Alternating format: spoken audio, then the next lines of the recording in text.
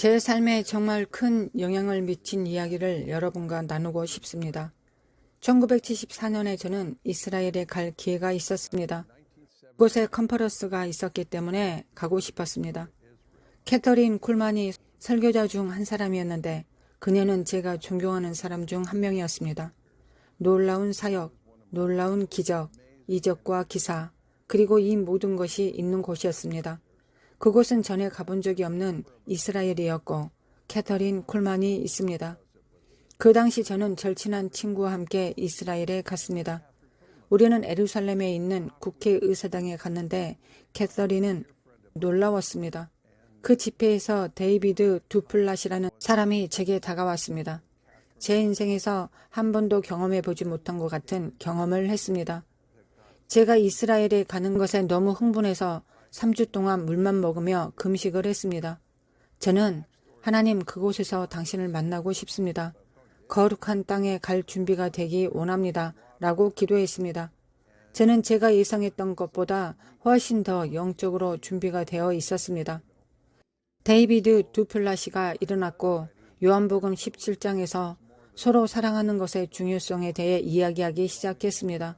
그는 다음과 같은 것을 강조하기 시작했습니다.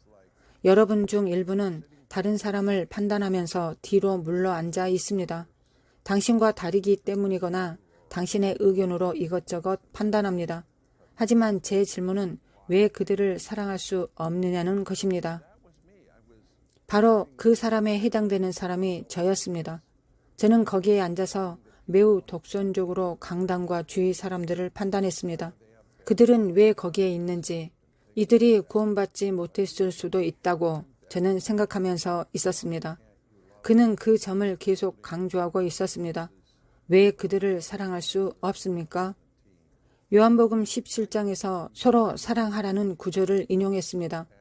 저는 그 모임에서 역사를 경험했습니다. 저는 정신을 차릴 수 없었습니다. 저는 공개적으로 정신을 잃어버렸습니다.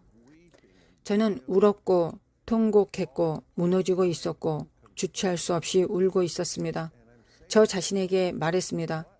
너에게 무슨 문제가 있느냐? 그냥 평소대로 냉정해지렴. 그러나 저는 겉으로 그렇게 할 수 없었습니다. 저는 자기의에 대한 확신에 압도당했습니다. 그 당시 제 초점은 예수님 중심이었고 하나님의 말씀을 암기하고 행하고 싶은 노력으로 가득 차 있었습니다. 그러나 사랑이라는 것이 부족했습니다. 저는 그날 하나님의 사랑으로 침례를 받았고 통제불능 상태에 이르렀습니다. 즉, 그 당시에 저에게는 새로운 일이었고 여전히 매우 이례적인 일입니다. 그것이 저를 변화시켰습니다. 저는 이스라엘 주변을 관광하였고 컨퍼런스 후 호텔로 돌아왔습니다. 제가 잠을 자려고 누웠을 때 갑자기 하나님의 임재의 파도가 저를 덮치기 시작했습니다. 그것은 커지고 커졌습니다. 저는 누워서 울며 하나님에 대해 생각했습니다. 왜 저에게 은혜를 주시고 사랑으로 대해 주시나요? 그 일주일 동안 저는 서너 시간 정도 잤던 것 같습니다. 저는 잠을 잘 수 없었습니다. 점점 더 강렬해져서 한 번은 이렇게 말했던 기억이 납니다. 만약 한 번 더 파도가 저를 덮친다면 저는 그것을 견디지 못할 것 같습니다. 저는 그것을 견디어냈고 무엇인가가 바뀌었다는 것을 깨닫고 집으로 돌아왔습니다. 그러나 그것이 삶의 분주함과 고단함을 멈추지는 못했습니다. 내면으로는 뭔가 달랐습니다. 그 만남으로 10년 후 1979년에 결혼한 캐롤과 저는 1981년경 그녀의 고향에서 우리 교회를 시작했습니다. 긴 이야기를 하자면 인도네시아 선교 여행에서 하나님은 우리에게 그 교회를 시작하라고 부르셨고 우리는 그렇게 순종했습니다. 1974년부터 84년까지 10년 동안 잭 윈터라는 사람이 아버지의 사랑의 신학을 가지고 저에게 다가왔습니다. 제가 이스라엘에서 수년 전에 가졌던 만남에 잭이 어떻게 신학을 적용했는지는 놀라웠습니다. 그것은 정말 큰 차이를 만들었습니다. 그것은 저와 우리 교회 그리고 1987년에 시작한 우리 토론토 교회의 기초가 되었습니다. 우리는 하나님의 사랑을 전문으로 했습니다. 기독교에서 가장 중요한 것이 무엇인지 알아내는데 그렇게 오랜 시간이 걸렸다는 사실이 지금까지도 믿기지 않습니다.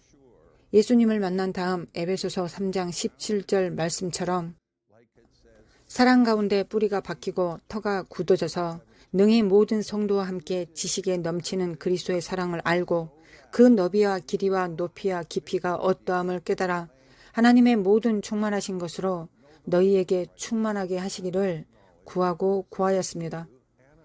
저는 수년 전 그 만남이 저를 더 큰 성령의 충만함을 받을 수 있도록 준비시켰다는 것을 깨달았습니다. 저는 사실 그 당시 죽을 것 같다고 생각했습니다. 그것은 너무 강렬했습니다. 그것은 생명을 주면서도 너무 강렬했습니다. 저는 그것을 통해 어떻게 살게 될지 몰랐지만 그것을 통해 살았고 그것이 저를 변화시켰습니다. 우리는 첫 번째 교회를 가졌고 토론토 교회를 개척했습니다.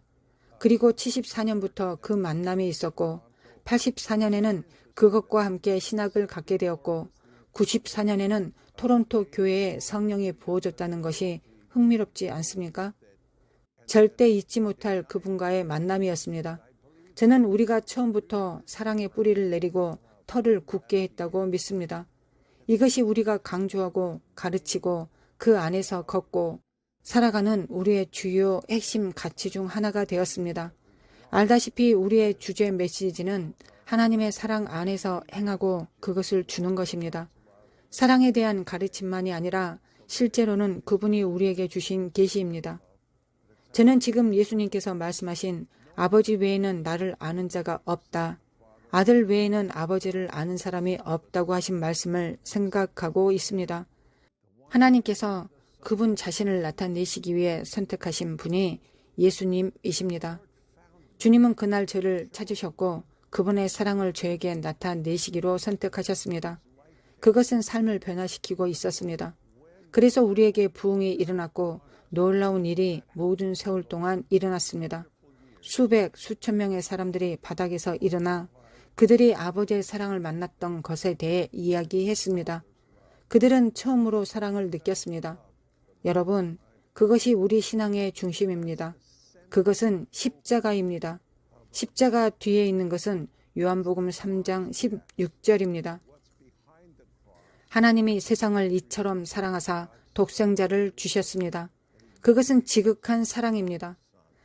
하나님께서 여러분을 갈급하게 하셔서 무엇보다 먼저 그분과 그분의 사랑스러운 임재를 만나게 하십니다. 하나님께서 캐롤과 저에게 하셨던 것처럼 여러분의 기초를 바로 바꾸어 놓으실 것입니다. 아버지, 예수님의 이름으로 지금 시청하고 있는 이들에게 오셔서 축복하소서. 당신이 그들에게 아버지의 사랑을 나타내시기를 기도합니다. 주 예수님 오시옵소서. 당신이 창조하신 인류, 당신의 자녀, 당신의 아들, 딸을 얼마나 깊이 사랑하시는지 알게 하소서. 하나님, 우리를 가득 채우시고 넘치게 하시는 하나님의 사랑을 발견할 때 그것이 우리를 근본적으로 변화시키게 하소서. 우리가 나가서 세상을 생명에 이르게 하시고 그들에게 예수 그리스도의 복음을 전하고 그들을 가족으로 데려올 수 있도록 하소서. 아버지, 지금 오셔서 그들을 덮으소서. 치유와 자유와 구원에 이르게 하소서. 모든 사람이 하나님 안에서 자신의 의미를 찾을 수 있도록 우리 모두가 더 갈망하는 친밀한 관계에 이르게 하소서. 예수님의 이름으로 기도합니다. 아멘.